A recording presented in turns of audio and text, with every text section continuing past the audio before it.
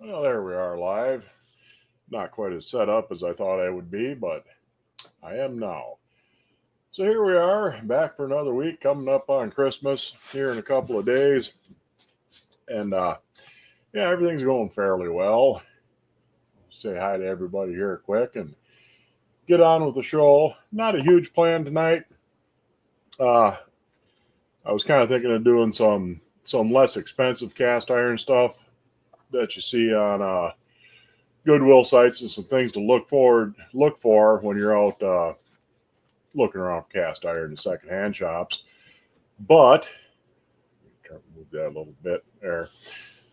I ain't got it quite ready, so there we go. Always some semi prepared at best. Anyway, Raymond is here. Jim's here. Jim 44. Last minute shopping. Yeah, a lot of people are doing that too, so might not be quite as many people tonight as there usually are, but that's okay. Stores here are packed, even the grocery stores. I had to stop at the grocery store this morning, but it was 7:30 in the morning, so there wasn't hardly anybody there. But yeah, if I'd stuck around till probably a little later in the morning, everything would have flooded. Make a lot of money the last days before Christmas. Parking lot was pretty much full.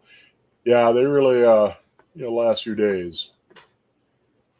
Let's see. Anyway, Raymond was here. I said hi, Billy Lee. Hi, Billy Lee. Good to see you.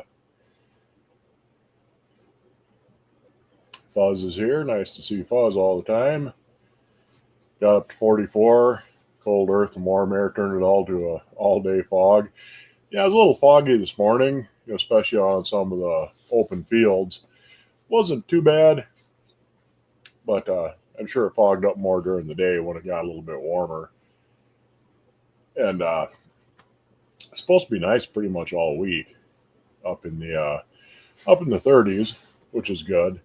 I'll be off this weekend, so of course it'll turn cold Sunday and Monday, which is I'm off technically Saturday, Sunday, and Monday, but since I work third shift, I actually work 7 hours from midnight Saturday till 7 in the morning. So my weekend is really Sunday and Monday, and of course those will be cold, and it's going to warm back up after that. But it ain't going to be too terribly bad. Let's see, Cynthia, she's here. Season's greetings to everybody, and same to you. Fuzz, did you see the Liberty pan Huey has? I think it has 6 little cake cups. Yeah, that's pretty cool. I saw a couple of different Lodge Wildlife, a griddle, and one other one that went pretty cheap on Goodwill. They were with other things, both of them, and went for a lot less than I thought they would, but sometimes things do. Anyway, Fuzz, Cynthia, always a challenge to go back and then get caught up on the comments.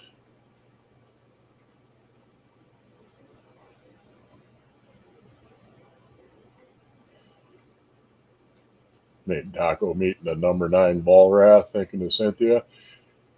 Yeah, the number 9s they're nice. Like I said, for some reason I ended up with a lot of them. It just kind of worked out that way. I wasn't looking for number 9s in particular, but I seemed to be drawn to them for some reason.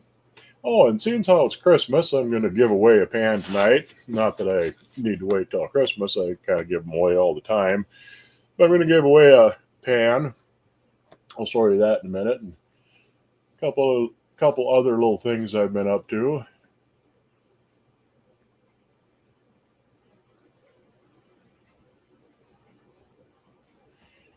The gym pan was dated 1986. Makes it 40 years old, vintage in your eyes. Yeah, it's kind of funny we're involved in a hobby where something 50 years old is considered modern.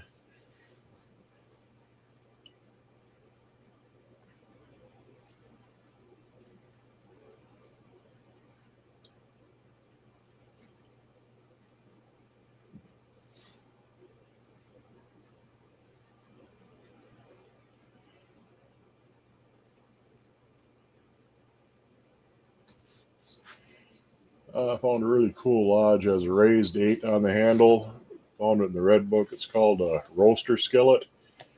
Has a Wagner bell type lid. Yeah, the high dome lodge lids. Yeah, those are cool and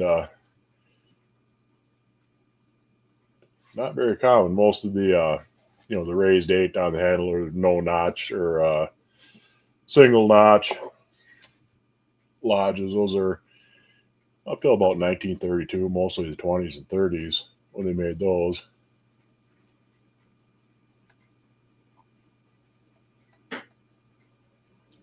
And cats drank all your coffee again. Yeah, my cat is running around here, terracing around the house. I gave her some catnip earlier today, and they're little catnip kind of tea bags. She loves them. I give her, maybe once a week or so, and she rolls and licks and tears into it. And she drug it off by the onto the wood pile, so of course she's covered in wood chips and dust. I'll have to brush her little ass out somewhere along the line tonight because she's dusty and dirty. And not that my house is all that clean, but she's tracking bits of wood all over my chair where I sit, which is not fun getting poked in the ass with a splinter. What cast iron does everyone like best? You vote for Griswold? Yeah, Griswold's hard to beat. I got a fair bit of Wagner, probably a bit more Wagner than Griswold. Yeah, it's hard to really pick a favorite or favorite for that matter.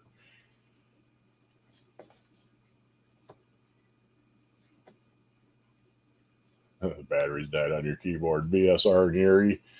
Yeah, Eries are cool. Me, I always kind of like the oddball stuff, just because I am that way. Some of the out of the way, some of the gate mark stuff is pretty cool. They're just things that are generally unusual, off brand names, things like that. Let's see, Hog Wild, he's here, Huey's here. Debbie, howdy, Debbie. I'm going to try and skip ahead a little bit here. New batteries in the keyboard. Yeah, you better get them in there. You won't be able to type otherwise. Anyway, Melanie, nice to see you.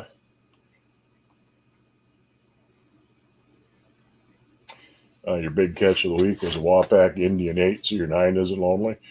Cool. I showed you that little jeweler's lathe that I got last week. I got the lathe itself all cleaned up and polished and oiled. It didn't need a whole lot of work, just needed to be cleaned, get the old oil out of it and clean it up. Now I gotta clean up the motor and lubricate that and make a new belt for it. I got the stuff to make the belt today. And I'll probably show you that next week. Maybe play with it a little bit. Gotta find some cutters for it. I mean, it's a little different than a regular metal lathe, but I should be able to at least demonstrate a little bit of what you would do with it. There's a raised 8 mystery fryer. Looks like a lodge, but it's bigger. Has a raised 8 on the lid as well. Well, if it's a mystery, it's a mystery, which is always cool.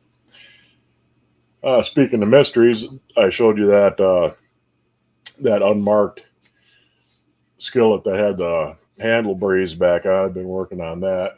That's in the live bath. I should have that cleaned up next week and probably give that away next week. The favorite is the lightest skillets you have. An 8 is 3 pounds even. Yeah, even the early Eries number 8s are usually a little bit over 3 pounds. Some of the real thin, light gate marked ones come in under 3 pounds for that size. But yeah, 3 pounds for a number 8 is about as light as you're going to find generally. The one you found is a perfect match. Says it's a skillet roaster. making Italian fig cookies. That sounds good. I like figs. I haven't had any figs in a long time, come to think of it, but I do like them. Let's see. The mystery fryer is about size 9, weighs a lot more than a regular fryer. Okay, anyway, show you a couple of things here quick. I got this cleaned up and seasoned, finally getting caught up on some of my cleaning and seasoning. That's that little Valrath number 4 I showed you quite a while ago. That cleaned up really nice. I mean, that's a beautiful little pan. And so far, that's the only Valrath 4 I've come across, especially marked. I don't know if they made any of the made any unmarked number 4s or not. I haven't really looked it up, but just you know, like I said, that's the only one I've come across. And so they must be fairly scarce. I mean, number 4s of anything are hard to come by. But yeah, that cleaned up really nice. It's really nice condition. Yeah, it's just a beautiful little pan. I'm tickled to death with that. Set him aside.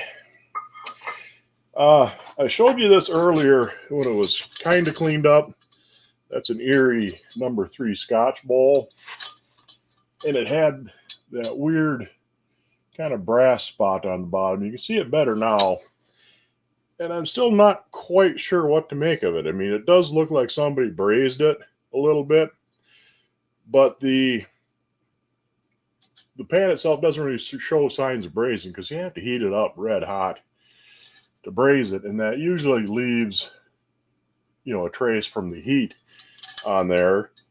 And there's a little bit of pitting on the inside, but get a hold here.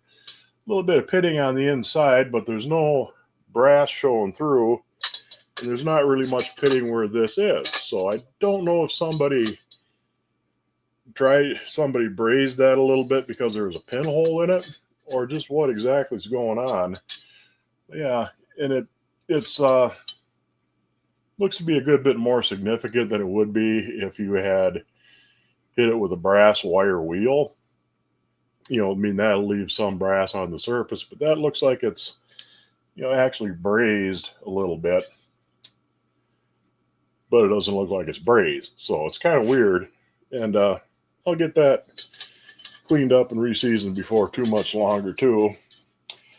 But like I said, seeing as how it's Christmas, going to give away a Christmas present. Almost looks like polish rubbing from use. It does kind of, but it is definitely brass. You know, and why I would have a brass spot on it like that, I really don't know. Like I say, you can usually tell if it had been brazed because it doesn't cause heat damage the same way burning at a fire does, where it really draws a lot of the carbon out of it. But you can tell that it's been heated red hot to do the brazing, and it doesn't really look like it has been. So it's a bit of a mystery. Anyhow, I showed you this when I had it a little bit stripped off, but got this all reseasoned. That is it's almost impossible to tell because it's pitted on the back. Fair bit of sulfur pitting. That's a number 8 slant logo Griswold Erie. You can see enough of the number on the bottom there. And I don't know if you can quite see it on camera. You can see a little bit of the outlines of the logo and the number 8 up on top. Yeah, my sneaky cat. She's up there. And but it's a nice pan. It's a little bit heavier than most early Griswolds are. We were talking about the weight of pans. And looking at it, it's just a little bit thick on the rim on one side. A little thicker than it is on the other. So it's kind of odd, but I was going to give this away. All you have to do is leave a comment, and we'll do a drawing later on. It's a nice pan. I mean, the inside's real nice. Got a couple of rounds of seasoning on there for you. It's something you use every day, and you don't have to worry about, you know, harming your vintage ancient pan. Not that I ever do, but that is definitely a nice little pan to live on your stovetop. Something you can use, and you can see what it's like to cook on a 100 and some odd year old pan and not have to worry about causing any damage because it already is. But at any rate, the price is right. That's one I got just kind of out of curiosity with a couple of other skillets. Couldn't really tell what it was. It had a lot of buildup on it, and you can see it's pretty rough. Couldn't really tell what it was, but looked interesting. And like I say, there were a couple other pans with it, so I took a chance and got it for a decent price.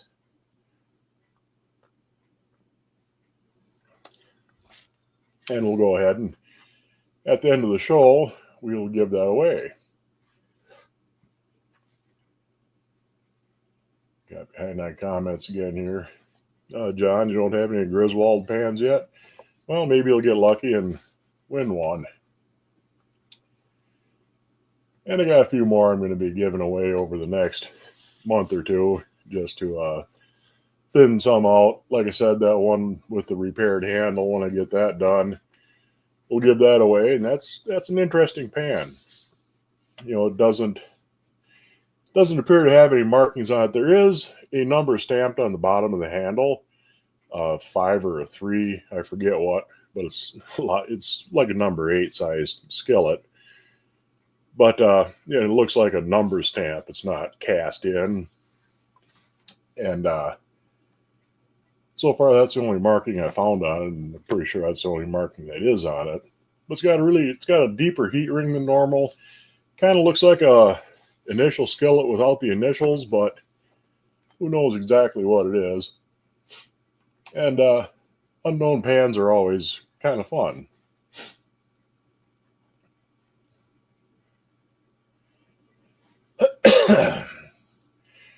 Great for use for camping or on the grill. Yeah, I mean, it's not something you're going to be afraid to use.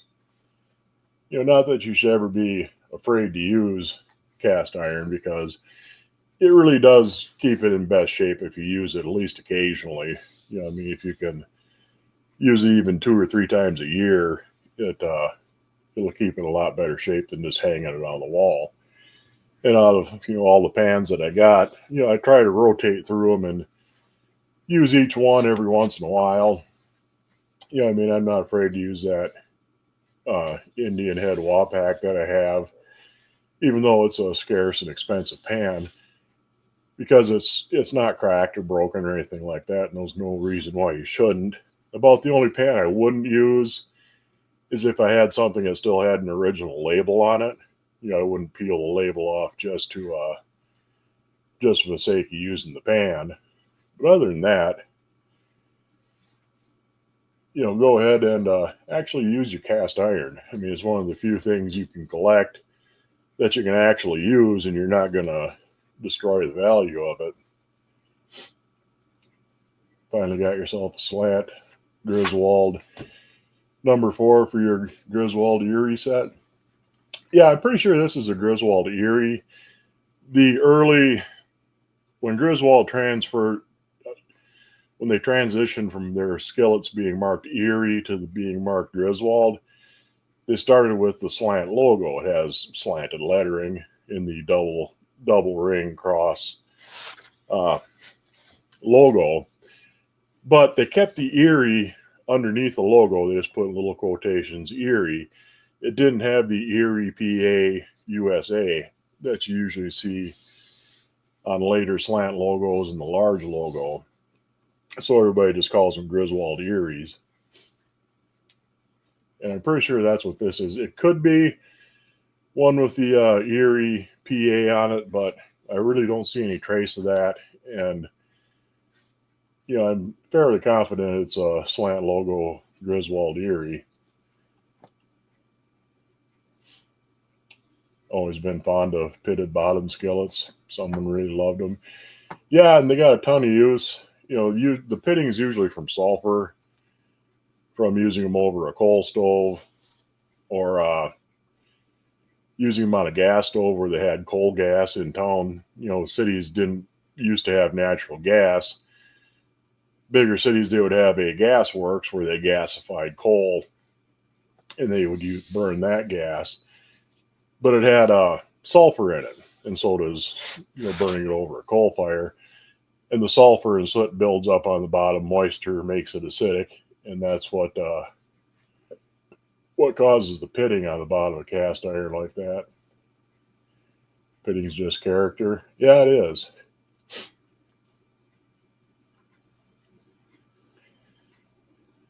All lurking and listening. Bottom sure is rough. Yeah, but it'll work just fine. I mean, you can cook with it to your heart's content.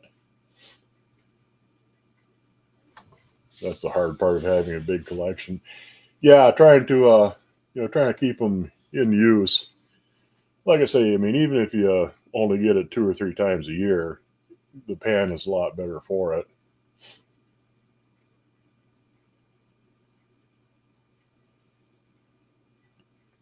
You only got one Griswold. It was your dad's number 8 you got back in 2015 after he passed away.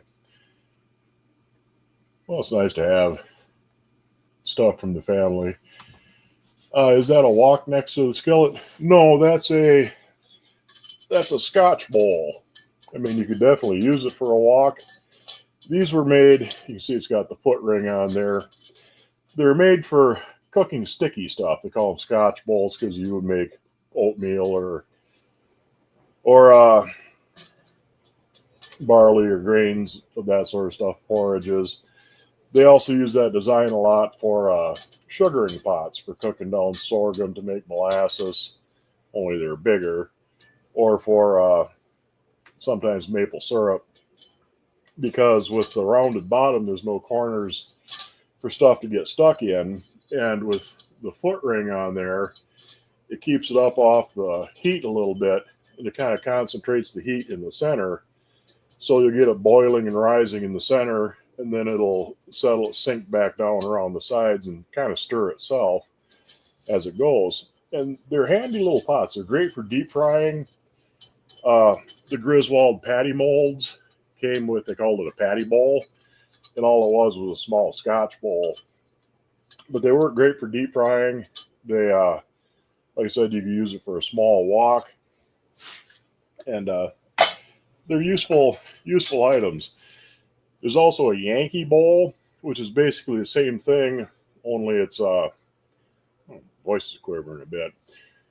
It's the same thing, only it's a good bit deeper, and it's the same idea behind it. It makes it so that stuff that you simmer and boil, porridges, stews, shit like that, that wants to stick won't stick because there's nowhere for it to get hung up in, and it makes kind of self-stirring.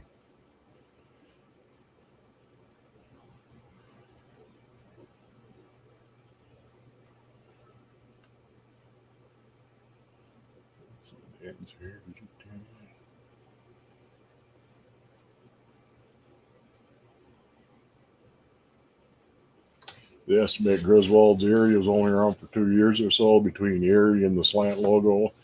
Yeah, they didn't make them very long. I think it was around kind of either side of 1910, 1912, if I remember, maybe a bit earlier. But yeah, they weren't around for very long.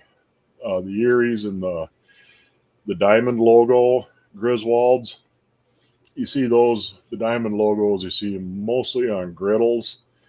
There's a couple other things I've seen them on, which I can't recall right offhand what they were. But the diamond logos are pretty scarce. You don't see a lot of the Griswold Erie skillets around. They usually go for pretty decent money when they're in nicer shape than this. But this one's going away for nothing, so you're definitely going to get your money's worth out of it.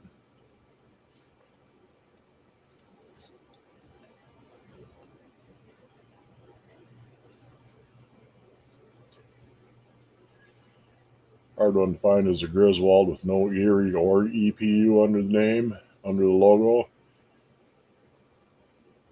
Yeah, you don't. There were a few kind of, like I say, there were some transitional designs and logos in between that were only around for a few years.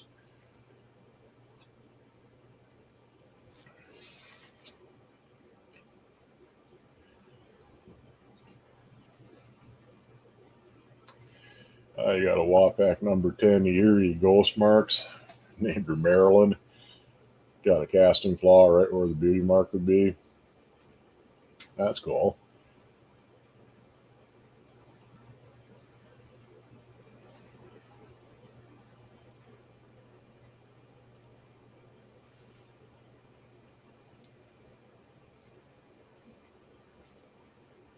Yeah, someday you may run across one. Yeah, I mean that's kind of half the fun of collecting anything is eventually you'll probably run across something you've been looking for, and hopefully be able to get it.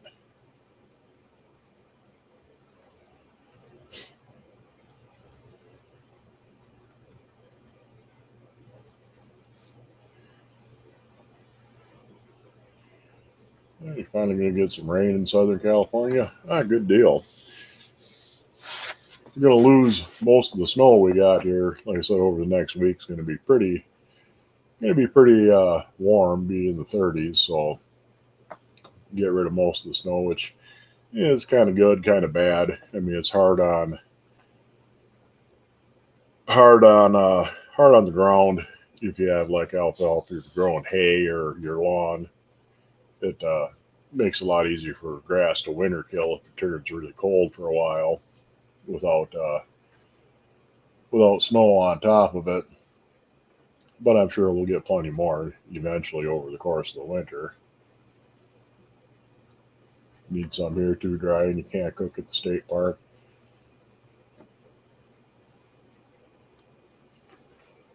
Snow makes everything look so clean.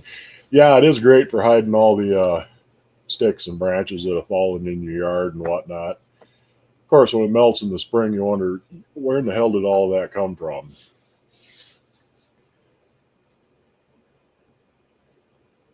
Our dogs used to go out and they'd round up every deer bone that they could possibly find from the neighbors butchering deer and anything we had thrown them. And I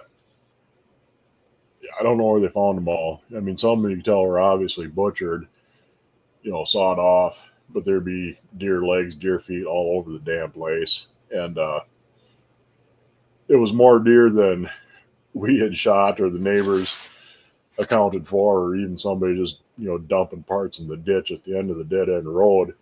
They would come up with way more than they possibly should have, and I never figured out how.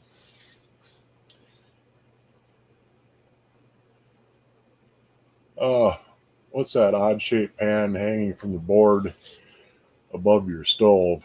First one on the left. That's that Wisconsin. Let me grab that if I can get myself out without causing too much trouble. This one here.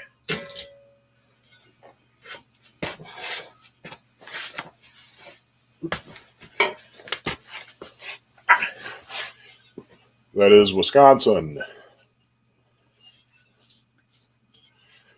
It's an American skillet company made in USA there. And that's why it's odd shaped, because Wisconsin is.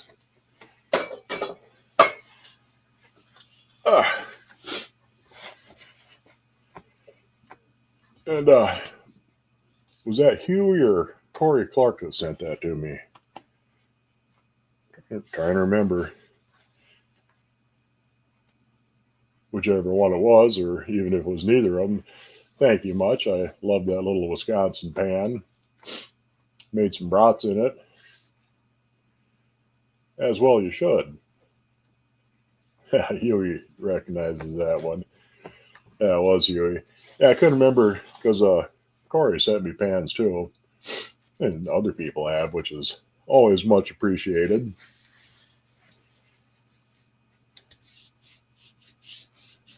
Anyway, I was gonna have a Christmas drink and say goodbye to the last of the wild turkey in this bottle. I'll have to get some more next time I'm out. One can never have too much bourbon in the house. Cheers and Merry Christmas. Need to make some cornbread in it. That would be good. Make some cornbread and maybe with maple syrup in it, make a good Wisconsin style cornbread. I bet maple syrup and cranberry would be good in cornbread. I'll have to try that sometime. That might be a idea for next time around. Normally I would have cooked tonight because I'm off tonight and I got time to mess around with the stove and clean up a little bit afterwards, but Tech gave you a bottle of 101 for Christmas. Yeah, I like 101. It makes really good vanilla too if you're making homemade vanilla with vanilla beans.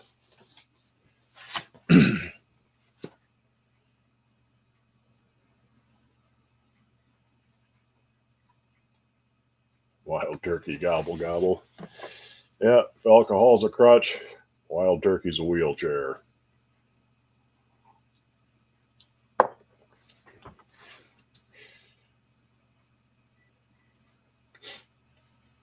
But next time I do the wood stove, yeah, I think I will make some cornbread in the Wisconsin skillet with some Wisconsin cranberries and maple syrup in it. I bet that would be tasty. Need to do that. Never tried to make an extract. Vanilla is real easy. You can get whole vanilla beans. Don't buy them in the grocery store because you get like 2 beans for $12. But you can get whole vanilla beans on like Amazon and other places online. A lot cheaper. You just take 6, 8, 10 beans. I used to have it sitting over there. I use Grolsch bottles. The beer bottles. They got the wire bail, the stopper on them. I cut the beans in half, mainly because they fit better and because it'll extract a little bit more. Poke your beans in the bottle, fill it up with bourbon, and let it sit for about 3 months, and you got vanilla. And you can just leave the beans in there forever, and as you use the vanilla, just top it off with bourbon every now and then. Either that or you can get 2 bottles going, use one. Once that gets low, refill it and start using the other one. And the vanilla beans, you can just leave them in there forever. Eventually, after a few years, they might start falling apart. But yeah, you can use them forever. I made cinnamon extract too, which is really good. You use cinnamon sticks and vodka, but with the cinnamon, you can only leave them soaked for 8, 10 weeks. Then you got to take the sticks out. Otherwise, it starts to extract bitter stuff from the cinnamon bark. Does it taste like bourbon or just vanilla? It tastes like both. I mean, it's got a real good strong vanilla taste, but it's got kind of a bourbon background. Gives it a lot more depth than a commercial extract. You can use vodka. You can use 151 rum. They work both work good. So it's like I say, it's not hard to make. Have you ever tried to weld a plated skillet? No, I haven't. It would definitely discolor around the weld area, at least. I mean, you're definitely going to have a spot where you will lose the plating.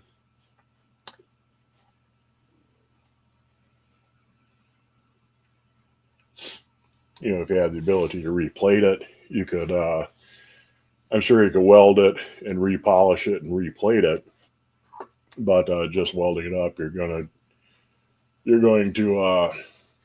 like I said, you're going to burn the plating. And even a ways farther back from the heat, it'll discolor it. I mean, you get that kind of rainbow effect on chrome and probably nickel too.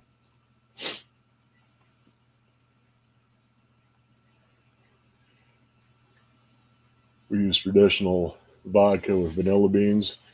We'd like to do the cinnamon one too.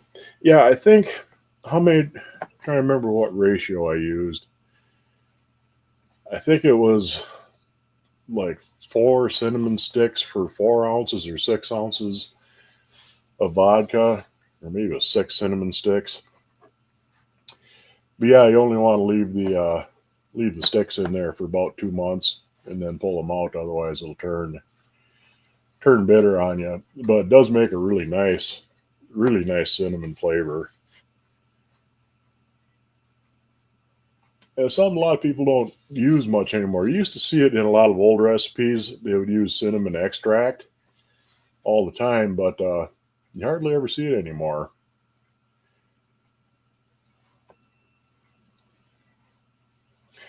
Thinking the metal used to plate might interfere with welding. Not really, especially if it's nickel plated because you're using a high nickel wire anyway, and chrome, yeah, like Huey just said, it'll just burn through the plating. It'll, yeah, it shouldn't really interfere with the welding because it's not that much, and actually a little bit of nickel plating would probably actually be kind of beneficial if you pick up just a little bit more nickel in the weld.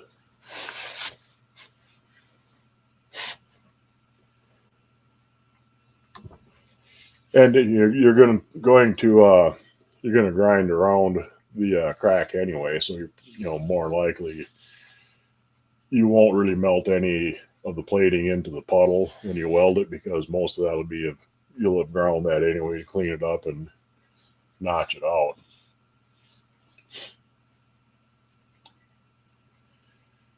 Everclear is the cleanest flavor of vanilla, but you need to cut it a little with distilled water to get 70 to 90 proof. Yeah, I suppose so. Yeah, little bottles of cinnamon oil. It's fire. That sounds pretty good. Do you use a wood heating stove or just a cooking one? No, I've got a wood heater stove in the living room. It's an all nighter. It's built out of 1/4 inch steel plate and fire brick line. Weighs a ton, but you're never going to have problems burning the thing out. I replaced the fire brick in it a couple 3 years ago, and I'd had it for 20 years or better before that, and we bought it used, and it's as good a shape as it's ever been.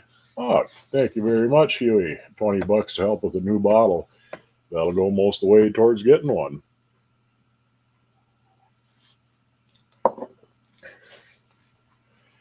I have to start slowly restocking my liquor supply anyway. I kind of run some of them down.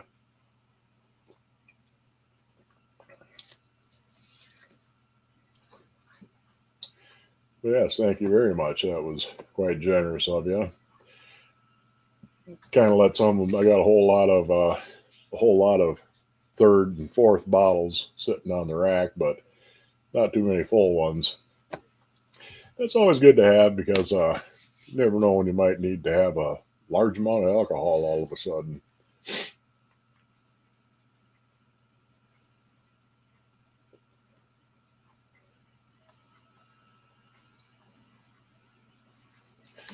How's my chest going with work? Pretty good. It's doing really well. I mean, every once in a while, if I'm turned just right and moved just right, I can feel it a little bit.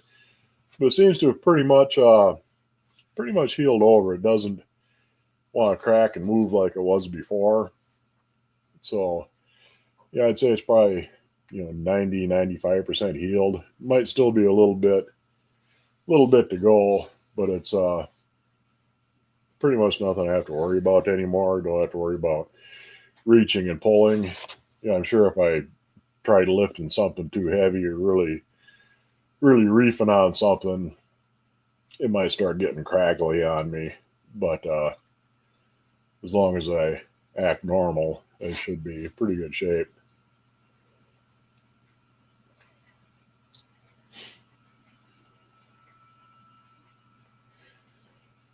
Yeah, if you ever get your TIG set up, you might just give it a try. Yeah, and I'm sure they make high nickel 55 filler rods for TIG welding because that's what you need to use to weld cast is a is a high nickel, either wire, welding rod, or filler.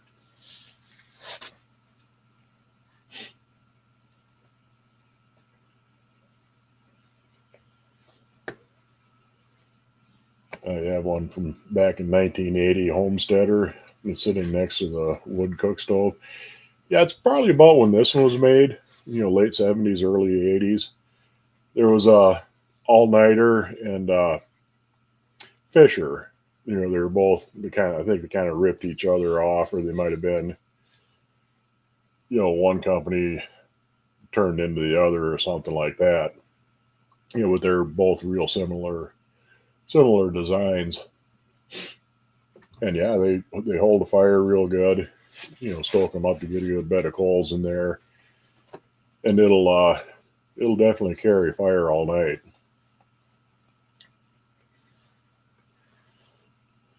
Cat sneaking up on me again. But we're getting into the second half of the show. I'll show you the pan again that we're going to give away once we get down to the last 10 minutes or so. We'll do the drawing, the way we always do with the comment picker. If you've left a comment, you're entered. If you want to be entered, leave a comment. And yeah, that's a Griswold Erie. It's pretty pitted on the back, but this cooking surface is real nice. It's a nice pan. See, it feels a little bit heavier than some of the other early Griswolds I've handled, but it's not hugely heavier. But it just feels a little bit heftier, and it seems like it's a little thicker on one side than the other. It's just kind of a idiosyncrasy of this particular pan, I guess. But it's a nice little number 8. You see the 8 there on the handle, and that's before they settled on the kind of squared off 8. But it's a nice skillet, and you can have a chance to cook on a 100-some-year-old Griswold skillet, and you don't have to worry about causing any problems with it because it's already got some pretty good pitting on the back. And the pitting on the back, that isn't going to hurt anything. It'll cook just fine. And it's a very usable pan, and you don't have to be worried about ever using it. Selena showed up. Good to see Selena. Must have missed your first comment, but you're around here somewhere.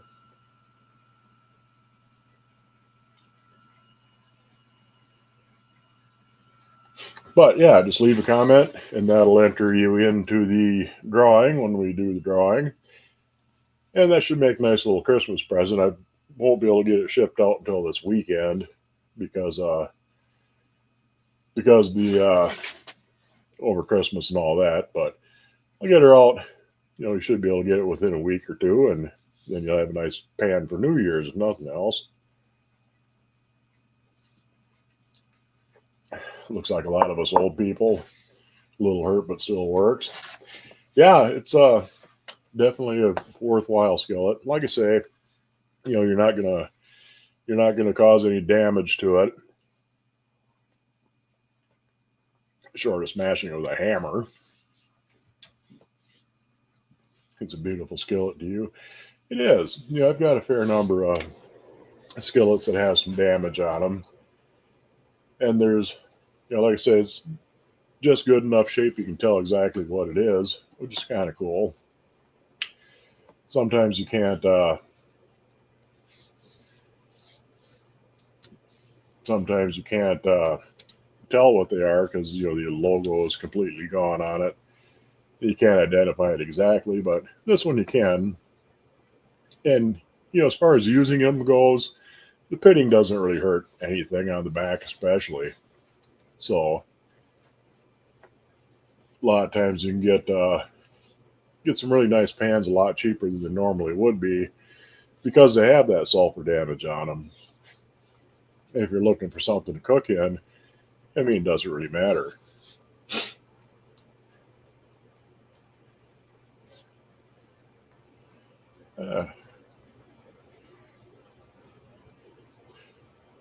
Fritz is here. Better late than never. Good deal. Well, you showed up just in time to get yourself entered into the drawing. We'll be doing that in, let's see here, we're 45 minutes in. We'll do that in, 8, 10 minutes or so. We'll get that going. But if you win, just go ahead and send your shipping information to the Mudbrooker at yahoo.com. Drop me an email, and we'll get that sent out as quickly as possible. Like I said, it'll probably be the weekend before I can get it actually mailed out because the post office will be closed Christmas, of course.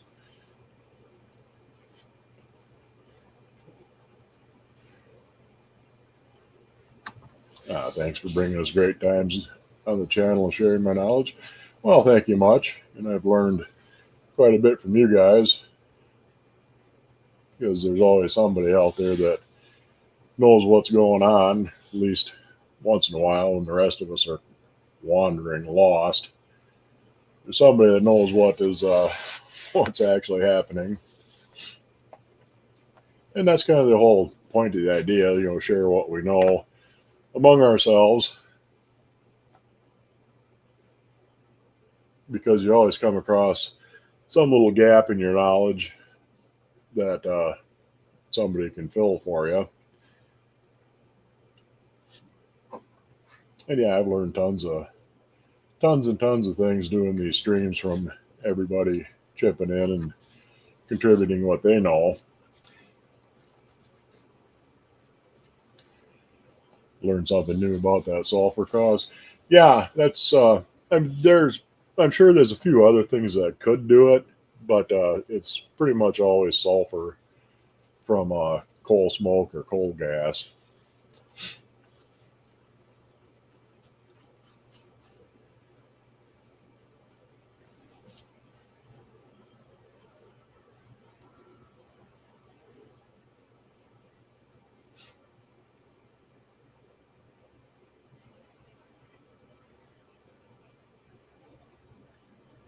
But anyway, like I said, I'm finally looking at your beard this morning at 2 a.m. Got up to go to work. Yeah, a little bit off center for some reason. But anyway, I was finally getting caught up on some of my seasoning. I got a ton of pans that are stripped. I run them through the lye bath, but haven't gotten any farther with them. Hopefully, I'll be able to get some of those cleaned up and underway, and give away some of the ones I'd planned on giving away for the past few months, but just ain't got around to cleaning them up. Decided to trim your beard, and you're now completely clean shaven. Well, it's been a long time since I've gone anywhere near that far. I've had a full beard since I was 15. I think I still got my first driver's license floating around in the drawer somewhere, and yeah, I had a full beard then.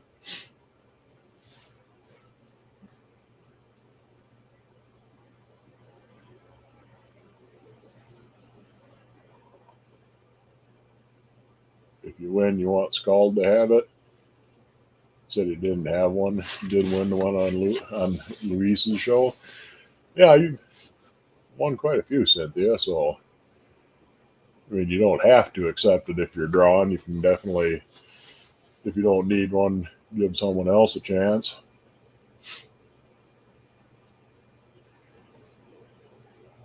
You got a 14 shallow camp oven in your E-tank. You need to get it done and change anodes.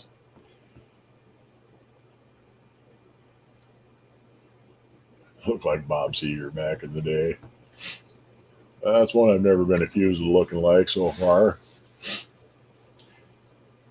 Merry Christmas to me and all the Cast Iron Cookware family. Well, Merry Christmas to all of you too. But yeah, like I said, I mean, there's 3 or 4 pans I'd planned on giving away if I ever got the damn things cleaned up and ready to go. I mean, once in a while I'll give one away that I haven't cleaned up, but generally I like to strip them down, re-season them, get them, nice and cleaned up and all ready to go.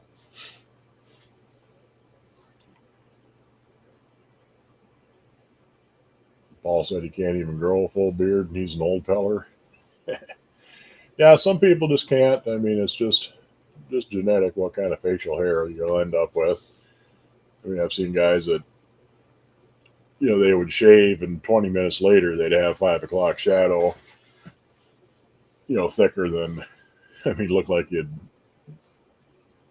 put black makeup on their face. I've seen guys that go for 2 months without shaving and just get kind of little scraggles going here and there. Did I ever get the Griswold 666? Not yet. I haven't come across one in the right price. Seems like I always get outbid by that much on them for what I'd be willing to pay. And there's always somebody that'll pay $5 more. But eventually I'll end up with one. Your beard looks like Mud's. Wife asked why I watch someone that looks kind of like me. Well, it's because we're so damn handsome. I mean, you can only look in a mirror so long. Sometimes you gotta look at somebody else that looks like you. Have a shave for 2 months. The cats accept you now. Yeah, my cat, I don't know if she accepts me or not. She's just a vicious little beast, but you gotta love her for it. Mud needs a Santa hat. I do have a nice lamb's wool kind of cone hat. It's 3 pieces of lamb's wool stitched together with leather stitching, but the stitching broke on it, so I gotta sit down someday with a leather thong and rethread it.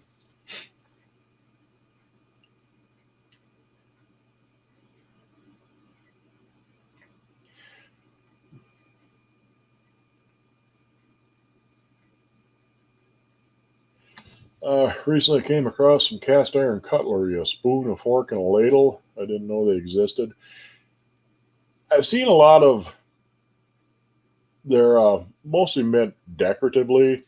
Big cast iron spoon, a ladle, a fork, and they made a lot of it in Taiwan, Taiwan, Korea, China, but they were more decorative. But you can use them. You have to be careful with the ladles though, because a lot of people use them for melting lead. What did I get Kitty for Christmas? Well, today I gave her a big chunk of rotisserie chicken left over from lunch last night at work. She liked that, but I haven't got her anything in particular yet. Should probably get her some new cat toys. She's great for losing her cat toy. She'll kick it under something, and I can't find the damn things. I got a bunch of little jingle balls. They're like 8 for $1. And yeah, those lasted for a week, and I've only ever found one out of the 8 that she lost. I don't know what the hell she did with them. Yeah, beware of the ladle. A lot of them use them for lead. But yeah, like I know what you're talking about. Like I say, it's a spoon, a fork, and a ladle.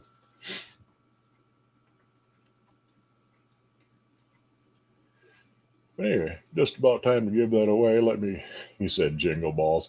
Yeah, they're little plastic balls. They got a little jingle bell inside. She loves them. I mean, she'll chase them all over the damn place, but where they go after about 10 minutes is anybody's guess.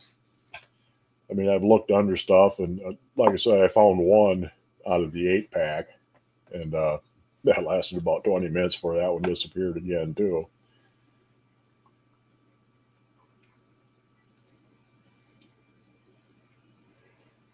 One of my boilers used that for work. It's mostly for heating. It's a big state facility, and we heat several buildings. Used to be a lot bigger, but it's kind of shrunk over the years, and there's fewer buildings now. But yeah, they're heating boilers, run about 110 pounds of steam. Years and years ago, they used to generate their own electricity up until, I don't know when exactly, but the facility started in 1897, and there's still some of the old buildings around from those days. But yeah, one time they used to have electricity generated there and for the whole place. horizontal or vertical. They're horizontal. They're A-frame water tube. They got the two mud drums on below and the one steam drum above. They're the like I say, they're the A layout.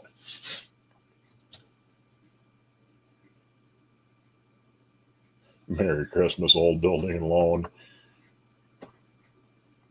All right, let me get over here quick and bring up my comment picker.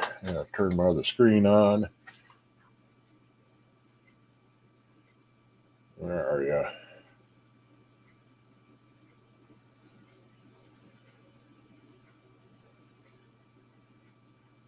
There we go. Giveaway tool. Let me bring that up. And we'll move it down to this screen.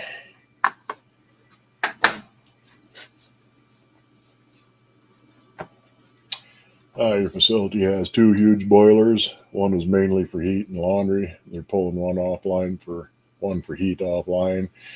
Yeah, we're going to over the next couple of years, they're going to replace a couple of the boilers because the ones we're running now were put in 1952.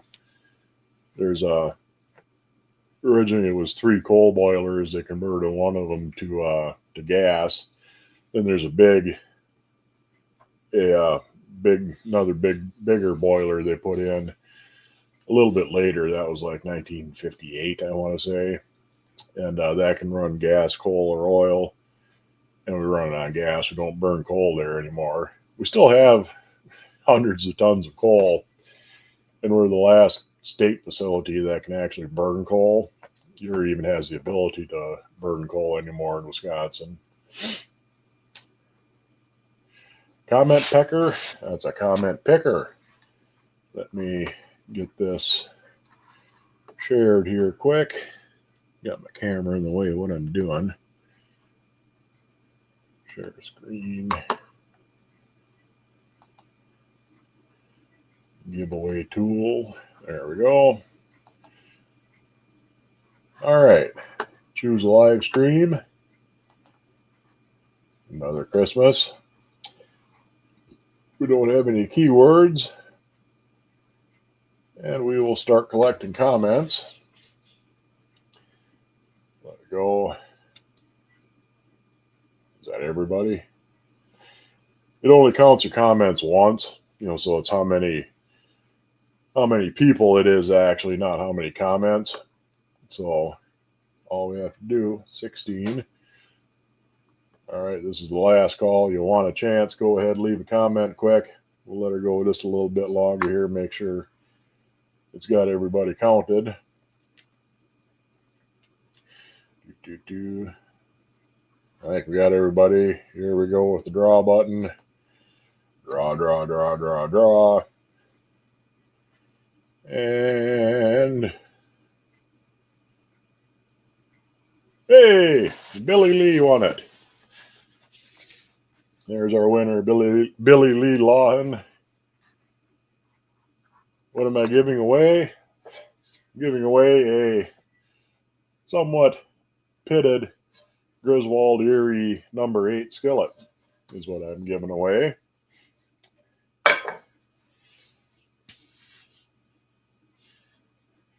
And Billy Lee is tonight's big winner. Send me your address again. I'm sure I got it buried in my email somewhere because you sent it before, but send it again to the Mudbrooker at yahoo.com. The Mudbrooker, all one word. And I'll get that sent out to you this weekend. Like I said, it's a nice pan. Don't have to worry about using it or anything like that. You can just cook to your heart's content in it. Like I said, it's a little bit odd. It seems a little bit heavyish for a early Griswold like that. It's not hugely heavy, but it does seem just a little bit chunkier for some reason.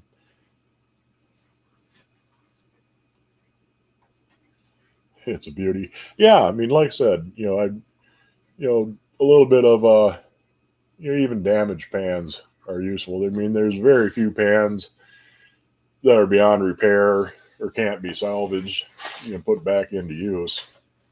I mean, there are some that really are hopeless, but there's damn few of them, really, when it comes down to it. Great Christmas present. Well, you're welcome. And like I say, I'll be giving away some more over the next month or two here as I get things caught up. And we'll take Billy Lee down. Stop the screen there. We'll get back here. Get this wrapped up for the Christmas show. Merry Christmas to y'all. Merry Christmas, Billy Lee. Yeah, like I said, I mean, I'm sure you'll love that pan. It's a nice pan. It's something definitely worthwhile. And I think I covered everything I wanted to mention tonight. Hog Wild, he'll be live in a half hour or so. Go over and check him out, see what he's up to. And yeah, I'll get that sent out this weekend. Got some more stuff I want to give away. I got to thin out again. And it's always nice to share stuff around, you know, things that you come across that people don't have. And it's good karma. Kind of circulate the cast iron amongst everybody out there. And turn the screen here's got me all pale and white on one side. Get that up there, close that. Kill that. There we go. Get that extra light out of there. And yeah, you know, be good to each other. Share things around. If you got something that you don't necessarily got to have, just go ahead and let somebody else have it. So I'll see you guys next week. Maybe next week I'll get to do look at some of the less expensive cast iron on there, because a lot of people have mentioned that it's getting expensive, and a lot of it is, but there's still a lot of really good, really useful stuff out there that you can get for next to nothing. And the following week, I think I'm definitely going to try that maple syrup and cranberry cornbread in that Wisconsin skillet just to see how something like that would turn out. Anyway, Merry Christmas, y'all, and I will see you next time around. Bye.